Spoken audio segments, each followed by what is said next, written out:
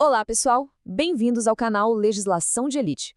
O foco desta nossa explicação de hoje é exatamente este: Estatuto do Desarmamento, Aspectos Criminais, Parte 1. A ideia aqui é criar um guia tático totalmente focado em hackear a lei e transformar aquele texto denso em pontos garantidos na hora da prova. A gente vai deixar a teoria pesada um pouco de lado e ir direto na ferida: o que as bancas realmente cobram e como elas tentam confundir quem está prestando o concurso. O nosso mapa de hoje é super direto. A gente vai cobrir rapidinho 5 pontos essenciais. Primeiro, os conceitos fundamentais da lei. Segundo, a eterna briga entre posse e porte. Terceiro, as regrinhas chatas de competência. Quarto, um passo a passo prático para matar as questões. E quinto, aquelas pegadinhas clássicas que derrubam muita gente. Ponto 1. Conceitos fundamentais da lei. Aqui a gente vai entender os bens jurídicos e a natureza dos crimes. Olha só, entender a base é o que salva a gente naquelas questões mais conceituais, sabe? O STJ já deixou claro que o Estatuto protege a incolumidade pública, a paz e a segurança da sociedade. Mas o grande segredo, a verdadeira palavra mágica para as provas, é perigo abstrato. O que isso quer dizer na prática? Quer dizer que o Ministério Público não precisa provar que alguém quase levou um tiro ou correu risco real de vida. A simples conduta de andar armado irregularmente já presume o perigo, ponto final. Além disso, esses crimes são o que chamamos de normas penais em branco. A lei fala em arma de uso permitido ou restrito, mas a gente precisa ir lá nos decretos do Exército e da Presidência para descobrir qual arma é qual. As bancas adoram brincar com essa dependência de regulamentos externos. Agora repara bem na forma como o legislador dividiu as penas, porque isso despenca em prova. A maioria dos crimes centrais do Estatuto joga pesado, a pena é de reclusão. A gente está falando do artigo 14, que é o porte na rua, do artigo 16, que é ter fuzil, arma com numeração raspada, armamento restrito, e, claro, do artigo 18, que é o tráfico internacional de armas. Tudo reclusão. Mais atenção para as duas grandes exceções: a posse irregular de arma de uso permitido, que é o artigo 12, aquela arma guardada em casa sem registro, e a omissão de cautela do artigo 13, que é quando a pessoa larga a arma dando sopa perto de uma criança, por exemplo. Esses dois têm uma pena mais branda, detenção. E é exatamente nessa diferença de reclusão para detenção que o examinador vai tentar criar uma armadilha. Vamos para a seção 2, posse versus porte. Essa é, de longe, a distinção mais cobrada pelas bancas. O pulo do gato aqui é esquecer um pouco a arma em si e focar no critério espacial. Onde a arma está? Se ela está dentro da residência, no quintal de casa ou no local de trabalho, onde o indivíduo é o dono ou responsável legal pelo estabelecimento, a gente está falando de posse, artigo 12. Agora, se a pessoa pisou na calçada, está na rua, levou a arma para o trabalho onde é só um funcionário, ou até mesmo está dando uma volta de carro armado, aí a história muda de figura na hora. Isso é porte, artigo 14. O espaço físico é quem dita o crime. Vamos testar isso na prática com uma pegadinha clássica. Imagina a seguinte cena: uma pessoa armada no jardim de casa e outra armada na cabine do próprio caminhão trabalhando. Jardim ou caminhão?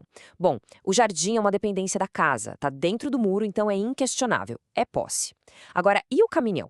Embora muita gente ache que é a casa do motorista, para a lei e para a jurisprudência, o caminhão é um instrumento de trabalho circulando em via pública, não é residência. Portanto, estar armado no caminhão em movimento é porte legal de arma, artigo 14 na veia. Alerta vermelho piscando agora, pessoal. E quando o registro da arma está vencido, o STJ já bateu o martelo. Se é uma arma de uso permitido, mantida dentro de casa, e o registro só passou do prazo, isso é uma mera irregularidade administrativa. A polícia até pode apreender e multar, mas não dá cadeia, não é crime. Mas olha a condição: tem que ser arma permitida e tem que estar em casa. Se a pessoa for pega na rua com o porte vencido, ou se a arma for de uso restrito, independentemente de onde estiver, a conversa acaba. O crime continua valendo com força total. Ponto 3. Regras de competência. Afinal, onde é que esse crime é julgado? A regra aqui é simples, mas muita gente erra por tentar adivinhar. Acho a arma, regra geral. Justiça comum estadual. Nunca, jamais marque Justiça Federal no impulso só porque o Estatuto é uma lei federal. A Justiça Federal só entra no jogo em casos cirúrgicos, principalmente no artigo 18, que é o tráfico internacional, e ainda assim tem que provar transnacionalidade, ou seja, que a arma cruzou a fronteira de verdade. Outra exceção super importante envolve militares em serviço. Dependendo da situação que está lá no Código Penal Militar, o policial pode responder direto na Justiça Militar. Fora isso, é Justiça Estadual. Vamos para a seção 4. passo a passo prático. É aqui que a gente cria um fluxograma mental para a hora da prova. Caiu aquele textão gigante na prova contando uma historinha? Segue essa receita de bolo de 4 passos que não tem erro. Passo 1. Caça o local. Foi em casa? Artigo 12. Foi na rua? Artigo 14. Passo 2. Qual é o uso da arma? Se é restrito ou proibido, já joga tudo para o artigo 16 e foca na pena de reclusão. Passo 3. Dá uma olhada na documentação. Era só registro vencido dentro de casa? Lembra que é fato atípico, não é crime. E o passo 4 é respirar e olhar todo o contexto das provas, o famoso cenário ao redor. Falando em contexto, e se a polícia achar um monte de armas juntas? O examinador vai tentar te convencer que cada arma é um crime separado, mas o STJ pensa assim. Se as armas são todas do mesmo tipo, por exemplo, 3 espingardas de uso permitido achadas no mesmo guarda-roupa, é um crime único. O juiz só vai usar a quantidade para aumentar a pena base. Agora, se misturar os tipos, imagina uma espingarda permitida do lado de uma submetralhadora restrita. Aí a violação atingiu artigos diferentes da lei, o 12 e o 16. Nesse caso específico, a gente tem o famoso concurso formal de crimes. Reta final, seção 5. Pegadinhas de prova. Vamos ver os escorregões mais comuns da galera. Ah, mas a arma estava totalmente sem bala, estava até desmontada. Essa é a desculpa mais velha dos tribunais. E adivinha? Não cola. O princípio do perigo abstrato que a gente conversou lá no começo entra em cena de novo. A lei pune a simples conduta de ter a arma irregular. Estar sem munição naquele exato momento não tira o peso do crime, porque o risco à segurança pública continua existindo. Outro mito gigante. Para condenar, precisa de um laudo da perícia provando que a arma funciona. Errado. O STJ já pacificou que o laudo é dispensável para comprovar o crime, exatamente porque é um crime de perigo abstrato. Só existe uma exceção onde o laudo é crucial, quando a defesa bate o pé dizendo que é um crime impossível porque a arma é uma sucata, um pedaço de ferro enferrujado que não atira de jeito nenhum. Só aí a perícia se torna obrigatória para provar que a arma é um lixo inofensivo. E sobre a insignificância, será que rola?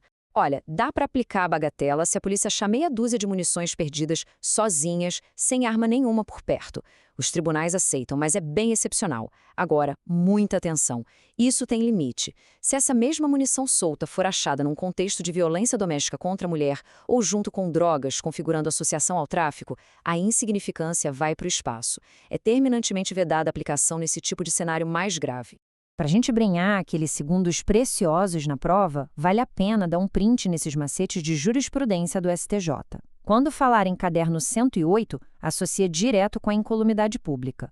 Caderno 102, liga com a paz e a segurança. E, claro, falou em artigo 18 com a palavra fronteira ou transnacionalidade no meio, não pensa 2 vezes. A competência é da Justiça Federal. Isso ajuda a responder no automático. Chegamos na nossa matriz de ouro, hora daquela foto mental essencial para gabaritar. Essa tabelinha resume a dor de cabeça de quem tenta ler o Estatuto sem método. Repara bem no contraste entre o artigo 12 e o 14. A diferença é puramente local. E repara como o artigo 16 bagunça tudo, porque ali o local não importa mais. O que importa é o objeto restrito, jogando a pena direta para a reclusão. E olha a linha do registro vencido. Só salva a pele de quem está no artigo 12. Ter isso desenhado na cabeça é o diferencial absoluto na hora do aperto. Para a gente fechar a explicação de hoje, eu deixo uma provocação tática para refletir. Se a posse irregular de arma de fogo é considerado um crime permanente, quando é que acaba o flagrante? Pois é, a resposta é que não acaba. Enquanto a pessoa estiver guardando aquela arma irregular em casa, o crime está acontecendo e o flagrante é válido a qualquer momento. É muito interessante ver como a teoria da sala de aula legitima a ação tática da polícia na rua, não é verdade?